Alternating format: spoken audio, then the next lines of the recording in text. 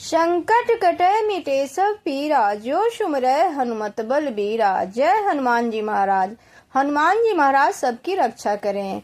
जय सनातनी में आप सबका एक बार फिर से हार्दिक स्वागत है। जय सनातनी के इस अंक में आज हम जुड़ेंगे हनुमान जी महाराज से, कलयुग के देवता हनुमान जी महाराज से। कलयुग के देवता क्यों माने जाते हैं हनुमान जी, क्या है इसके पीछे का रहस्य, आज इस अंक में जानेंगे। कल्कि पुराण सहित कई पुराणों में इस बात का उल्लेख मिलता है कि कलयुग में धर्म की स्थापना के लिए भगवान कल्कि का जन्म होगा, जो चिरंजीवी हनुमान जी भगवान कल्कि की सहायता करेंगे। इस कारण से हनुमान जी कलयुग में सशरीर मौजूद हैं और कलयुग के देवता माने जाते हैं। कलयुग में जागृत देवता कहा जाता है। तो आइए जानते हैं हनुमान जी की पूजा का क्या है रहस्य, क्यों हनुमान जी कहलाते हैं कलयुग के देवता। हनुमान जी कलयुग के देवता क्यों हैं? दरअसल इसके पीछे जो मान्यता है, कथाएं हैं, उसके अनुसार त्रेता युग के अंत के बाद श्री राम सहित सभी देवता मनुष्य शरीर को त्याग कर वापस वैकुंठ चले गए। स्वर्ग लोक जाने से पहले भगवान विष्णु के अवतार भगवान श्री राम ने हनुमान जी को कलयुग में धर्म की रक्षा का भार सौंपा था। इसलिए अमरता के वरदान के साथ हनुमान जी धरती पर ही रहे। इस कारण से हनुमान जी को कलयुग का देवता यानी कलयुग का जागृत देवता भी माना जाता है। हनुमान जी को चिरंजीवी होने का वरदान प्राप्त है, जिससे वे युगों युगों तक इस धरती पर रक्षा करेंगे। विष्णु पुराण, रामायण सहित कई पौराणिक कहानियों में हनुमान जी के कलयुग में होने के रहस्य बताए गए हैं, जिनके बारे में ज्यादातर लोग नहीं जानते हैं।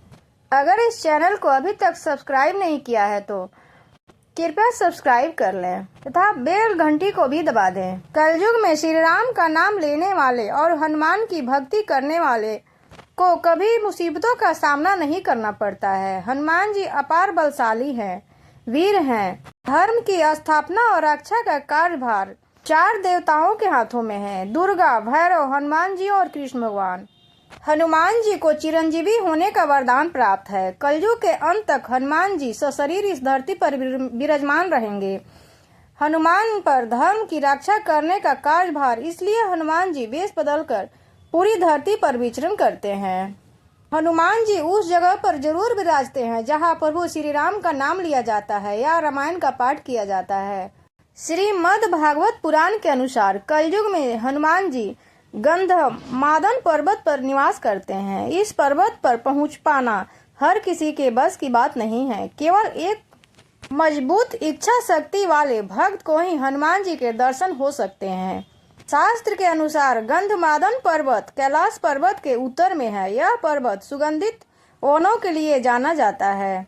वर्तमान यानी कलयुग में यह क्षेत्र तिब्बत में स्थित है।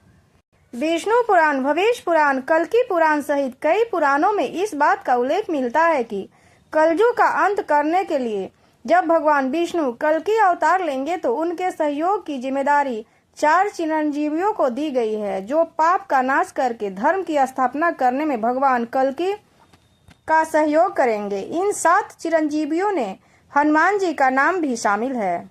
पुराणों के अनुसार जब कलयुग का अंत करके धर्म की स्थापना का चरण चल रहा होगा तो पूरी धरती पर अफरा तफरी का माहौल होगा। पापियों के संहार के बीच हनुमान जी अपने भक्तों की पुकार सुनेंगे और उनकी सहायता करेंगे। इसके अलावा भी हनुमान जी धर्म के मार्ग पर चलकर मनुष्यों को संकट से निकालकर उनकी रक्षा करेंगे।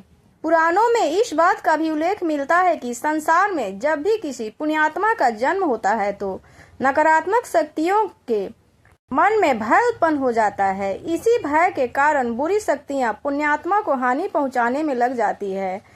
इस स्थिति से निपटने के लिए जब भगवान विष्णु का कल्कि रूप में जन्म होगा तो हनुमान जी उनके चारों तरफ एक सुरक्षा कवच का निर्माण करेंगे। हनुमान जी इस कलयुग में सबसे ज्यादा जागृत और साक्षात देवता हैं। कलयुग में जीवी हनुमान जी की भक्ति ही लोगों को दुख और संकट से बचाने में सक्षम है। इसलिए हमें किसी बाबा, ज्योतिष और तांत्रिकों के चक्कर में भटकने की आवश्यकता नहीं है। बहुत से लोग बाबा, देवी देवता, ज्योतिष और तांत्रिक के चक्कर में भटकते रहते हैं और अंत में वो अपना जीवन कष्टमय बना लेते हैं, क्योंकि वे हनुमान जी की भक्ति को नहीं पहचान पाते हैं। चारों युग प्रताप तुम्हारा है, प्रसिद्ध जगत उजियारा। चारों युगों में हनुमान जी के ही प्रताप से उजियारा है जगत। हनुमान जी हमारे बीच इस धरती पर सशरीर मौजूद हैं। किसी भी व्यक्ति को जीवन में श्री राम जी की कृपा के बिना कोई भी सुख सुविधा प्राप्त नहीं हो सकती है और श्री राम जी की कृपा प्राप्त करने के लिए हमें हनुमान जी को प्रसन्न करना चाहिए। हनुमान जी की आज्ञा के बिना कोई भी श्री राम जी तक नहीं पहुंच सकता है। हनुमान जी की शरण में जाने से सभी सुख सुविधाएं प्राप्त होती है। इसके साथ ही जब हनुमान जी हमारे रक्षक हैं तो हमें किसी भी अन्य साधु बाबा ज्योतिष आदि की बातों में भटकने की जरूरत नहीं है। हमें कहीं भटकने की आवश्यकता ही नहीं है। हनुमान जी अपने भक्तों की सुरक्षा तुरंत करते हैं। हनुमान जी इस कलयुग के अंत तक अपने शरीर में ही रहेंगे। वे आज भी धरती पर विचरण करते हैं। हनुमान जी को धर्म की रक्षा के लिए अमरता का वरदान प्राप्त है। इस वरदान के कारण आज भी हनुमान जी महाराज जीवित हैं और वे भगवान के भक्तों तथा धर्म की रक्षा में लगे हुए हैं। जय श्री राम। अगर यह वीडियो अच्छी लगे तो चैनल को सब्सक्राइब और वीडियो को लाइक अवश्य करें। हनुमान जी महाराज सबकी रक्षा करें। जय